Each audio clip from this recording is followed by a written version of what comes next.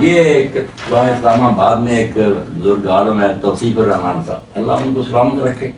مگر انہوں نے میرے یار ہمراہ کی جو تقریر تھی نا اس پر تبصرہ فرمایا تھی، ان کی موت نے پوچھا ان سے، تو انہوں نے جو باتیں کہیں وہ ایسی ہیں کہ جن میں ایک بات کا تو دل کو بیان کرنا۔ اب مجھے کہتے ہیں کہ مولوی صاحب قرآن میں بیٹھ کر ایسی باتیں کرتا، اللہ سے ہدایت دے، باقی اللہ مجھے بھی ہدایت دے، سب ہدایت کے محتاج ہیں، مگر جو باتیں ہیں ان میں سے ایک بات لکھی ہے تھرڈ کہ حضرت علی رضی اللہ تعالیٰ عنہ سے مروی ہے کہ وہ کہتے ہیں میں نبی کریم صلی اللہ علیہ وسلم کے پاس بیٹھا ہوا تھا ایک دن، تو حضرت معاویہ رضی اللہ عنہ بیٹھے تھے، اس وقت نہ میرے ہاتھ میں کرم تھا، جبریل علیہ السلام آئے، حضور نے نہ ان کے کہنے پر وہ کرم مجھ سے لے کر حضرت معاویہ رضی اللہ عنہ کو دے دیا، تو میں نے اپنے دل میں کوئی ملال نہیں محسوس کیا، کیونکہ میں جانتا تھا کہ جو کچھ حضور نے کیا وہ اللہ کے کہنے پر کیا، اور یہ بہتر ہے آپ نے فرمایا بھی کہ میرے اور معاویہ کے جھگڑوں میں دخل نہ دینا۔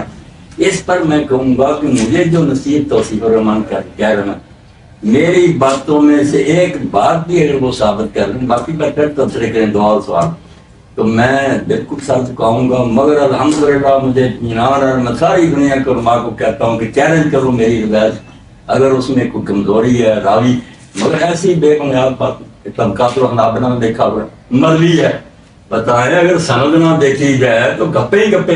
میں توصیف الرحمان صاحب کی طرح ہو جاؤں تو میں اپنے اہل سنت کی کتابوں سے نکال کر بتاؤں گا کہ حضور نے فرمایا جب معاویہ کو میرے منبر پر پتلا دیکھو تو اس کو قتل کر دو،